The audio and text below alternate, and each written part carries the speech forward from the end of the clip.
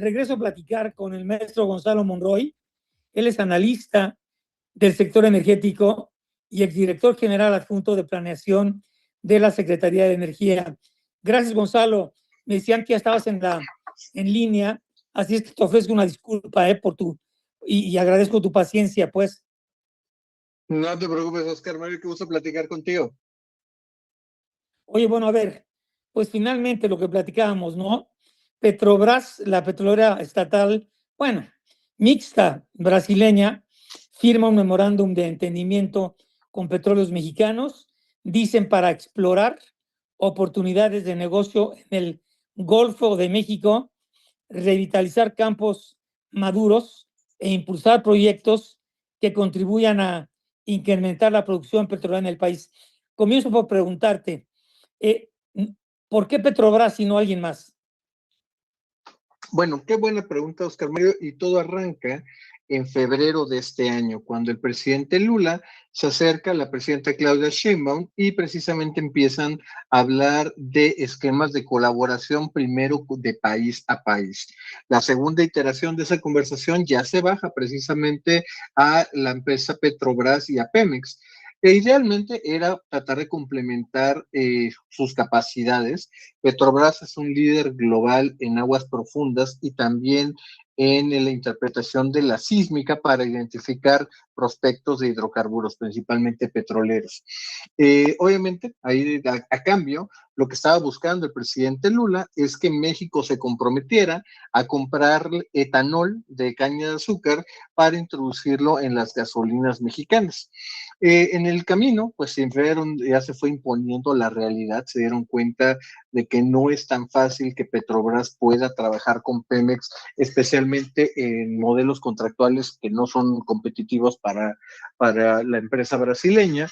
Y por el lado mexicano se dieron cuenta de que la implementación del etanol en México le costaría a Pemex entre 6,000 a 8,000 millones de dólares, una cantidad que no tiene, sinceramente, para poder adecuar sus tanques, sus refinerías y sus procesos industriales. Y esto, el colmo de todo esto, Oscar Mario, es que el 96% de la flota vehicular mexicana no es susceptible de tomar combustible que viene mezclado con etanol. En el caso muy específico que hemos detectado en el Golfo de México y en el Valle de Toluca, algunos temas que hemos detectado de huachicol, del adulteramiento de combustible, está asociado a este tipo de etanol.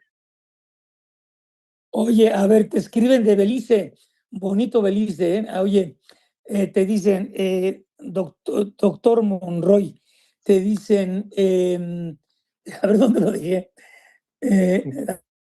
Pero aquí, doctor Monroy, me suena más, esto tiene más un tufo político que estratégico para México y Brasil después de la derrota que sufre la izquierda extrema en Colombia y el Perú. Órale, quizás sí, quizás no. A ver, tu opinión.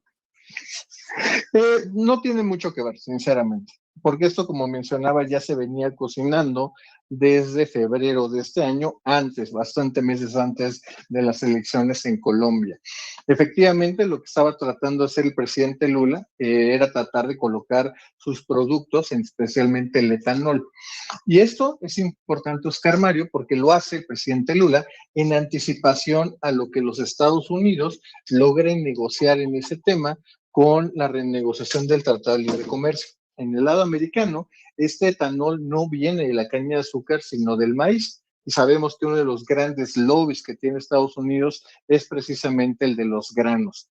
Aquí el presidente Lula se trataba de anticipar, valga la expresión, rebasar por la derecha para tratar de colocar esos productos. Bueno, según creo que es presidenta o directora de Petrobras, Magda Chambriard, dice, nos interesa la exploración en el Golfo de México, el incremento de la producción en campos maduros y los procesos industriales de refinación, petroquímica y fertilizantes. Sin duda, la alianza entre Brasil y México, Pemex y Petrobras, será beneficiosa para ambos países. A ver, te pregunto, sin tratar de echar a perder la fiesta, ¿cuánto puede representar y en cuánto tiempo esta inversión o serie de inversiones conjuntas? Yo te diría incluso, Oscar Mario, que es muy difícil de que se logre aterrizar un centavo de esa inversión. Y te voy a explicar por qué. Como te mencionaba, estas grandes ambiciones que habían estado en febrero se descafeinaron. Lo que se firma hoy en la mañana no es otra cosa más que vamos a sentarnos a tomarnos un café y conversar. Una de las palabras claves que vienen en los comunicados de prensa es que este acuerdo no es vinculante. En otras palabras, no hay ningún compromiso de inversión ni por parte de Pemex ni tampoco por la parte de Petrobras. Es muy posible que este gran acuerdo de entendimiento siga la misma fortuna o la misma suerte de los mismos acuerdos que ha firmado Pemex en los últimos 20, 30 años. Los ha firmado con ExxonMobil, con Shell, con BP, incluso anteriormente con Petrobras en el 2005, y el último que ha firmado es con Eni en el 2014. Todos estos acuerdos están basados en el mismo entendimiento. Buscaremos alguna forma de colaboración, intercambiaremos experiencias en diferentes rubros, pero esto no logra materializarse en una inversión o en algún tipo de proyecto. Hoy lo que hemos visto, lo que se está celebrando, es simplemente que se tomaron a tomarse un muy rico café brasileño. Oye, porque fíjate, campos maduros, bueno, refinación. Hay 6 que están tratando de reconstruir y siguen siendo una carcacha. Petroquímica, pues todo importamos. Y fertilizantes, o sea, ¿dónde vamos a inyectar estas nuevas inversiones para que tengan los resultados que supuestamente hoy se anduvieron cantando con esta firma, ¿no? Efectivamente, fíjate, Oscar Mario, eso es importante porque, por ejemplo, toda la parte de petroquímica y toda la parte de fertilizantes, el componente natural que se requiere es gas natural. Un gas natural que la gran mayoría lo importamos de los Estados Unidos y que por desgracia no hemos avanzado considerablemente en el tema. Se recordará, y también el público, ahí a partir de marzo la presidenta Sheinbaum hizo algún guiño, una señal de que estaba dispuesta a considerar el fracking aquí en México, pero la conversación, de nuevo, derivado de muchas cosas que han pasado en el mundo, incluyendo la guerra de Irán, un presidente Trump que hace un berrinche y de pronto hace el otro al día también, pues simplemente lo desvió de esta atención y se perdió el interés en este tema. Hoy te diría que buena parte, incluso si lograran hacer algún tipo de proyecto juntos en aguas profundas, del descubrimiento a la producción típicamente pasan entre 10 y 12 años. No es una mala idea, ojalá que llegue a ser el caso, pero no es algo que vaya a ocurrir en esta administración ni en la que sigue. Dicen, Pemex es una empresa moribunda que antes que a cualquier plan se tendría que someter a una cirugía mayor. Yo no puedo estar más de acuerdo, tú eres el experto, Gonzalo. Absolutamente, pero fíjate, Oscar Mario, déjame hablar un poquito de una oportunidad que desperdició esta mañana Pemex. Y además de una parte tecnológica, Pemex podría haber aprendido de Petrobras en la parte de la gestión y la administración de una empresa petrolera. Hace 10, 12 años, Pemex y Petrobras competían para ver cuál era la empresa más endeudada del mundo. Y en estos 10 años, Petrobras no solamente salió de ese hoyo, hoy tiene ya una cotización en bolsa, como tú muy bien apuntabas al principio, el 20% de su capital ya está cotizando en bolsas internacionales, también se deshizo de todos sus negocios no rentables, incluyendo sus refinerías en Brasil y en otras partes del mundo, y lograron justamente volverse una empresa estatal básicamente de clase mundial. Pemex se enquistó, Pemex se retrasó en esta carrera y simplemente quiso volverse el dueño de su pequeño terruño. Hoy, por desgracia, con una falta de capacidades financieras, operativas, incluso tecnológicas, pues hoy Pemex parece moribundo aún en su propio terruño. Pues sigue siendo la empresa más endeudada, la petrolera más endeudada del mundo, ¿no? Totalmente, con más de 79,000 millones de dólares a acreedores y otros 20,000 millones de dólares a sus proveedores. El cínico de Luis Videgaray la dejó en más de 100,000 millones de dólares, ¿no? Sí, efectivamente, bueno, aunque no fue Luis Videgaray como tal, ahí fueron otros directores de Hacienda, también fueron otros directores de Pemex, pero qué bueno tocar ese tema, incluso Oscar Mario, porque la evolución de Pemex justamente hay que entenderla de que pasó en el sexenio acabando de Calderón en 50,000 millones de dólares esa deuda y después terminó en cerca de 100,000 millones de dólares. Nada más diciendo de que de esos 100,000 millones de dólares de deuda, cerca del 60% era para pagar impuestos. Hoy Petróleos Mexicanos, de cerca de 80,000 millones de dólares que recibe al año, apenas si nos paga poquito más de 7,000 millones de dólares. Hoy a Pemex, pues prácticamente es la empresa de las que menos impuestos paga en el mundo, y aún así, Oscar Mario, sigue la situación muy, pero muy complicada. Oye, te preguntan, ¿por qué, aparte del concepto de falsa soberanía y nacionalismos mal extendidos, después de la firma de hoy con Petrobras, finalmente no se vuelve una empresa mixta como la mayoría de las petroleras a nivel mundial? No sé si la mayoría de las petroleras a nivel mundial, pero bueno, pues imagínate en cuánto, a ver, te pregunto eso aparte de Gonzalo, ¿cuánto, cuánto significaría para Pemex? Vamos a ver el esquema de Petrobras, colocar el 20% de su capital.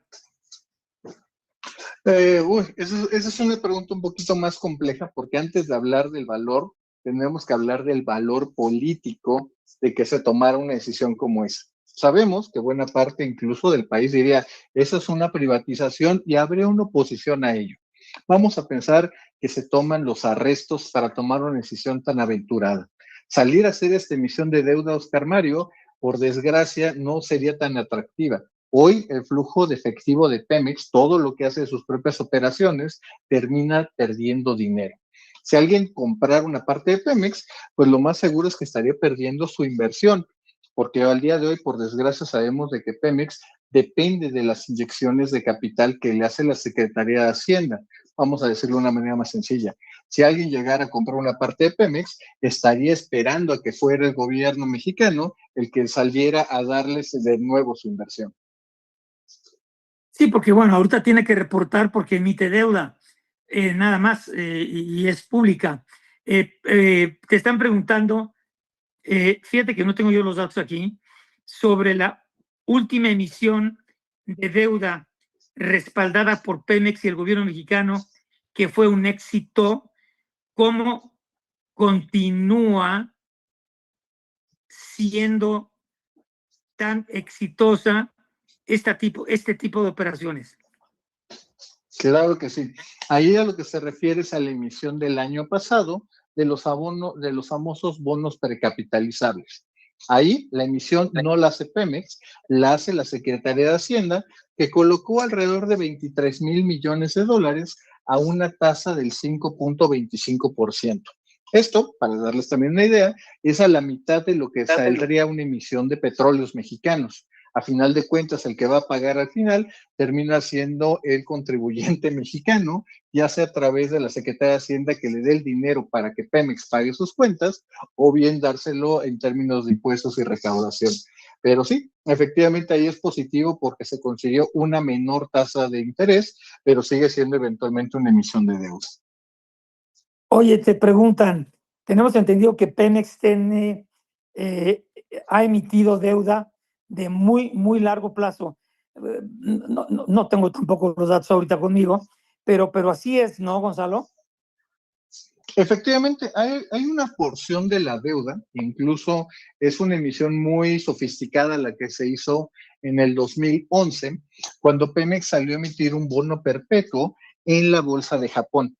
En este tipo de operaciones que ya llevan un largo tiempo, ya casi 15 años, es una operación donde nunca se hace la recompra del capital, simplemente se van pagando al infinito los intereses. Hay que decirlo, es una tasa de interés bajísima, es del 0,75%, que obviamente hacía que en su momento fuera una de las mejores transacciones que pudo haber hecho Pemex. Sí, es parte de la deuda, no se puede repagar, pero es una parte que fue financieramente muy exitosa en su momento para Pemex. ¿De cuánto fue el monto? Si mal no recuerdo, o sea, y aquí es a riesgo de que me equivoque, fueron 11,000 millones de dólares. 11,000 millones de dólares. ¿Cuál es la? Esta pregunta sí me gusta mucho. Y te preguntan casi, bueno, te piden que seas adivino. ¿Cuál es la solución de Pemex y con quién? ¿Con quién? A ver, Gonzalo. Fíjate, esa, aunque no parezca, es una pregunta más filosófica que operativa, Oscar Mario. ¿Y a qué me refiero con eso? Primero tenemos que reconocer que cualquier ingeniería, cirugía mayor que le tengamos que hacer a Pemex va a tener un costo político y eventualmente incluso un costo social y, si me atrevo a decir, hasta de gobernabilidad. No hay, sinceramente, un apetito en la clase política de todos los colores posibles, habidos y por haber, para poder tomar una decisión de ese calibre. Sabemos de que eventualmente todos los partidos políticos, si algo le tienen miedo, es al descontento social. Pues déjame darte un ejemplo muy concreto. Cerrar una refinería que nos dé muchas pérdidas, como puede ser Madero o Minatitlán, significaría mandar a la calle a 5,000 familias. Obviamente eso es un problema gigantesco, no tenemos otra posibilidad de incorporarlos a la masa laboral y si nos estamos quejando de los maestros de la CENTE, ahora imagínate hablar de más de 45,000 empleados y esto únicamente para el sector de refinación. Obviamente serían problemas sociales muy complicados y no parece ser que haya un apetito para hacerlo.